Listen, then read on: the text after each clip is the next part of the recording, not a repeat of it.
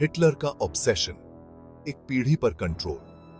Hitler का मानना था कि अगर वह बच्चों के दिमाग को अपने विचारों से भर सके तो वह एक पूरी पीढ़ी को अपने अनुसार ढाल सकता है। हिटलर को पूरा यकीन था कि यंग लोग ही फ्यूचर हैं। वह जानता था कि बच्चों के माध्यम से वह अपने विचारों को आने वाली पीढ़ियों तक पहुंचा सकता है।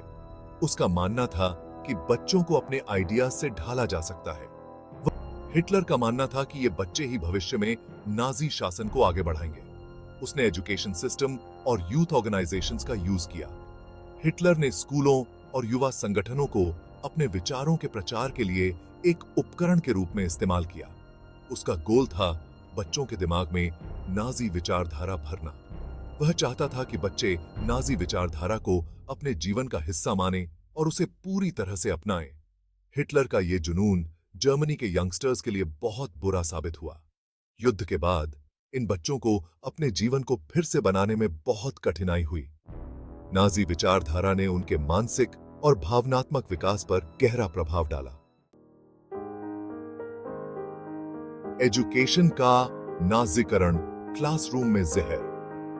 नाजियों ने शिक्षा को अपने विचारधारा का मुख्य हथियार बना लिया।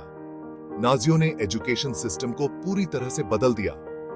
उन्होंने शिक्षा को अपने राजनीतिक और सामाजिक एजेंडा को आगे बढ़ाने के लिए इस्तेमाल किया। उन्होंने स्कूल्स को प्रोपेगेंडा का जरिया बना दिया। हर कोने में नाजी विचारधारा के पोस्टर और किताबें भरी पड़ी थीं। यहूदी टीचर्स और प्रोफेसर्स को नौकरी से निकाल दिया गया। नाजी विचारधारा को सही ठहराया जा सके, रेसिज्म और मिलिट्री की ताकत पर जोर दिया गया। बच्चों को सिखाया गया कि आर्य जाति सबसे श्रेष्ठ है और बाकी सब निम्न। बच्चों को नाजी विचारधारा से भरी किताबें पढ़ने को दी जाती थीं। इन किताबों में यहूदियों और अन्य अल्पसंख्यकों के खिलाफ नफरत भरी होती थी। उन्हें यहूदियों से नफरत करना और हिटलर की पूजा करना सिखाया जाता था। बच्चों के दिमाग में हिटलर को एक महान नेता के रूप में स्थापित किया गया।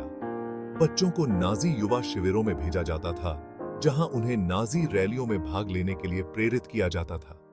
इस तरह नाजी विचारधारा को नई पीढ़ी में गहराई से रोपा गया। आइडियल जर्मन, एक गलत आदर्श। नाजियों ने एक आइडियल जर्मन की गलत इमेज बनाई। ये इमेज शारीरिक रूप से मजबूत, आज्ञाकारी और नाजी विचारधारा को मानने वाला था। लड़कों को सोल्जर बनने के लिए तैयार किया जाता था।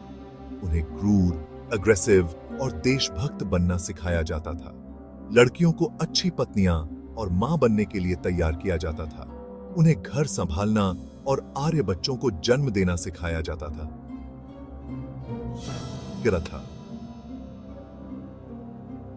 यहूदियों, जिप्सियों और दूसरे अवांछनीय ग्रुप्स के प्रति नफरत और भेदभाव को बढ़ावा दिया जाता था।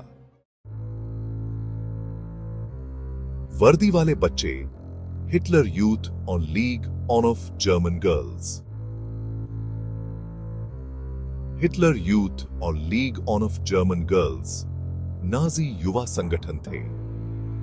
इन ऑर्गेनाइजेशंस में शामिल होना कंपल्सरी था। इन ऑर्गेनाइजेशंस का उद्देश्य था बच्चों को कम उम्र में ही नाजी विचारधारा से वाकिफ कराना। बच्चों को मिलिट्री ट्रेनिंग, खेल और नाजी प्रचार में भाग लेना पड़ता था। हिटलर यूथ और लीग ऑफ जर्मन गर्ल्स का बच्चों पर गहरा प्रभाव पड़ा। इन ऑर्गेनाइजेशंस ने उन्हें नाजी विचारधारा के प्रति वफादार बना दिया। आर्टा। सेक्शन 5, मां बनने का प्रचार। महिलाओं के लिए नाजी नजरिया। नाजियों का मानना था कि महिलाओं का सबसे बड़ा काम बच्चे पैदा करना है। उन्हें राष्ट्र की मां माना जाता था। महिलाओं को पढ़ाई और करियर से दूर रखा जाता था। उन्हें घर पर रहकर बच्चों की देखभाल करने के लिए प्रोत्साहित किया जाता था। नाजियों ने बड़े परिवारों को पुरस्कृत किया। उन्होंने अबॉर्शन पर रोक लगा दी और गर्भ निरोधक के यूज को हतोत्साहित किया। महिलाओं पर समाज और परिवार में एक सीमित भूमिका निभाने का बहुत दबाव था। सेक्शन 6, प्रचार की मशीन दिमागों को बदलना और नियंत्रित करना। नाजियों ने प्रचार का इस्तेमाल एक शक्तिशाली हथियार की तरह किया। उन्होंने रेडियो, फिल्मों, अखबारों और पोस्टरों का यूज करके अपने मैसेजेस को व्यापक रूप से फैलाया। प्रचार मंत्री जोसेफ गोएबल्स ने लोगों की राय और सोच को बदलने में बहुत बड़ी भूमिका निभाई। नाजी प्रचार ने यहूदियों को हर प्रॉब्लम की जड़ और दुश्मन बताया। इसने जर्मनों को एक श्रेष्ठ और महान जाति बताया। प्रचार ने लोगों को नाजी विचारधारा में विश्वास दिलाने और हिटलर को सपोर्ट करने के लिए प्रेरित और प्रोत्साहित किया। सेक्शन 7, मीडिया का गलत इस्तेमाल, झूठ का प्रसारण। नाजियों ने मीडिया पर पूरी तरह से कब्जा कर लिया। उन्होंने सभी फ्री अखबारों और रेडियो स्टेशनों को बंद कर दिया। मीडिया का यूज नाजी प्रचार फैलाने और विरोध को दबाने के लिए किया जाता था।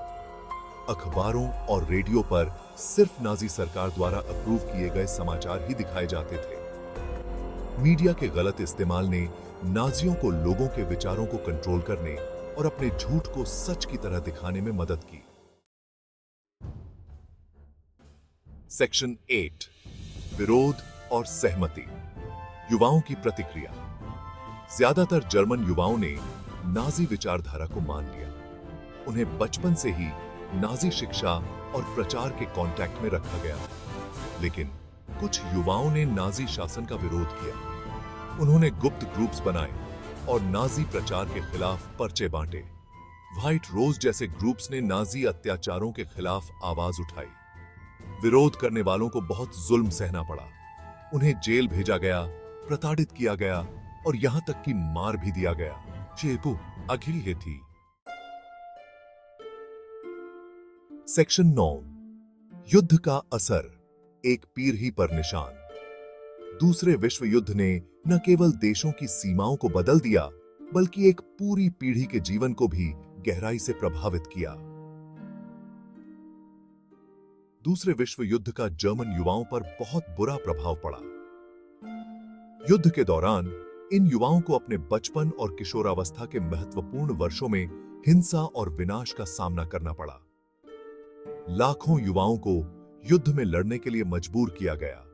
उन्हें हिटलर यूथ जैसे संगठनों में शामिल किया गया, जहां उन्हें युद्ध के लिए प्रशिक्षित किया गया और नाजी विचारधारा से प्रभावित किया गया। युद्ध ने जर्मनी के शहरों और कस्बों को बर्बाद कर दिया। बमबारी और लड़ाई ने पूरे देश को तबाह कर दिया, जिससे अनगिनत लोग मारे गए और बचे हुए लोग अपने घरों से विस्थापित हो गए।